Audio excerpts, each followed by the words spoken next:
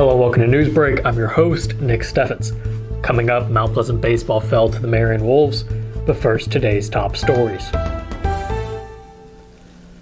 U.S. Senator Chuck Grassley addressed various topics including rural internet access, import and exports, renewable energy, poverty literature, and the movie Sound of Freedom during a visit to Henry County. Grassley conducted a town hall meeting as part of his 99-county tour where he answered attendees' questions. Concerning poverty, Grassley discussed the importance of workforce development and suggested extending Pell Grants to those pursuing certificates. He also highlighted flaws in the welfare system and advocated for gradual reductions in assistance as individuals progress in their careers. Grassley mentioned an infrastructure bill that would aid rural internet access by distributing the federal gas tax. He explained that delays in implementing the bill were due to inaccurate maps of undeserved areas, which have now been updated.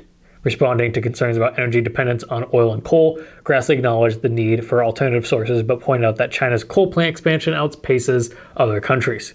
Grassley also addressed child trafficking highlighted in the movie Sound of Freedom, recognizing it as a global issue. The town hall concluded with expressions of gratitude for Grassley's service. The Washington YMCA held a groundbreaking ceremony for a new indoor pool project at the Washington YMCA on Tuesday. After years of planning and fundraising, the community celebrated the start of construction on the long-awaited facility. The new pool will feature a 6-lane pool, a small recreational pool, saunas, and expanded spectator seating, providing a significant boost to the community.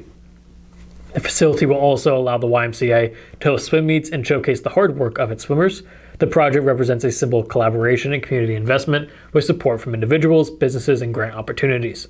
Although the estimated cost increased to $8.2 million due to supply shortages and rising construction expenses, the YMCA has already raised approximately $7.4 million. The organization plans to gather the remaining $800,000 through community donations and smaller grant opportunities, aiming to avoid taking on debt.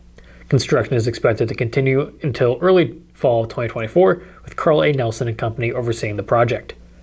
In a recent Board of Supervisors meeting in Mount Pleasant, Henry County engineer Jake Hotchkiss addressed county construction, closed roads, and concerns regarding bridge safety.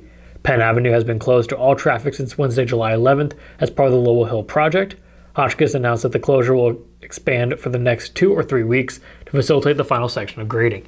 However, residents on 320th Street will still have access to the southwest through an unpaved section. The board also discussed citizens' concerns about the safety of the bridge near the Lowell Hill construction site. Hotchkiss reassured Supervisor Chad White that the scaffolding under the bridge was just providing extra support for superficial repair work and would not affect its stability. Additionally, Hotchkiss mentioned maintenance work to address scaling concrete and repair the bridge, which is not expected to affect its structural integrity. Future projects, including patching a section north of the bridge due to truck traffic, and completing the Ash Avenue project, with possible pavement work depending on weather conditions. Mid-Prairie Central Office in Wellman is planning to shut down its P.O. box, according to school district officials. Superintendent Brian Stone mentioned in an email that this change is aimed at saving employees' time. The phase-out process will take place over the next 18 months, during which the mail will continue to be forwarded. The district wants mail senders to address their items directly to the office building at 1636 Highway 22 East, Wellman, Iowa at 52356. This decision will eliminate the need for custodians to spend time collecting mail by redirecting correspondence to the office address. The school district hopes to streamline operations and improve efficiency. We're going to take a quick break, and when we come back, we'll take a look at the weather and sports.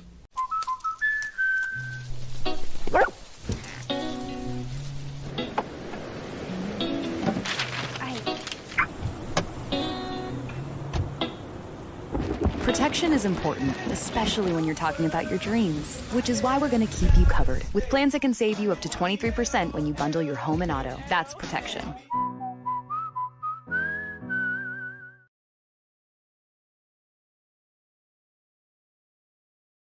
Bring the kids and share the memories from steam engines, antique cars and trucks, tractors, gas engines, and horses. Maybe your memories are of great food from the North Village to the Log Village, or learning how to square dance over at the Dance Barn. This is the place where memories are made. Make plans now to enjoy the history of the past at the 2023 Midwest Old Threshers Reunion, August 31st through September 4th in Mount Pleasant. Visit oldthreshers.com for more details. Unbelievable amount of devastation. I've never seen anything like it. We had a beautiful barn that was gone in 20 minutes. Farm Bureau stepped up right away and said, hey, we got you and we'll be there for you. We were taken care of. Now we could get on to repairing and rebuilding. I tell everybody about Farm Bureau. We're fortunate to say we have good coverage with good people doing it. Contact Farm Bureau agents Tony Starr and Mike Welcher in Mount Pleasant today. Hello and welcome back to Newsbreak. I'm your host, Nick Steffens. Coming up, your 5-day forecast, but first, obituaries. Judy Campbell of Mount Pleasant passed away on July 10th at the age of 66. Services are pending at the Olson Powell Memorial Chapel. Marco A. Salazar of Mount Pleasant passed away on June 29th at the age of 44. Michelle Renee Now of Mount Pleasant passed away on July 9th at the age of 50. The family will receive friends from 6 to 8 p.m. July 13th at Elliott Chapel.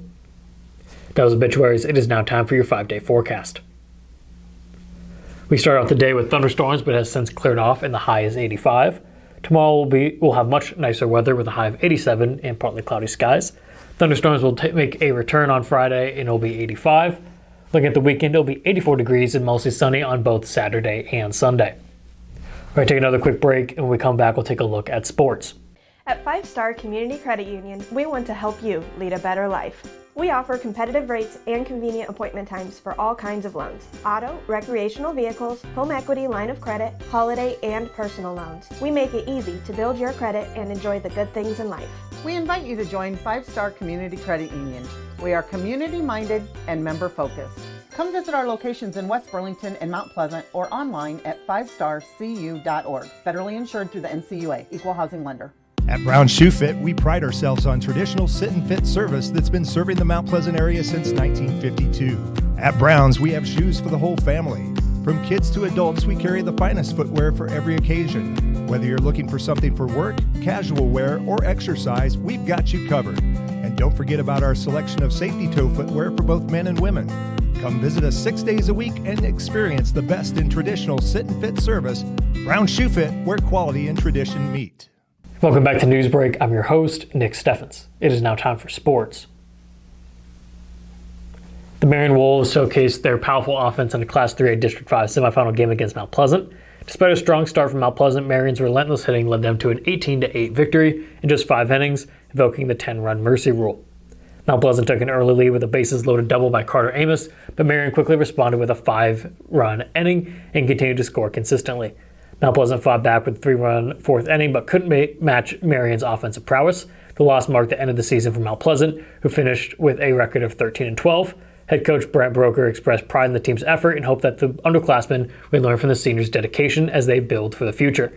Marion advanced to the sub-state title game against Xavier.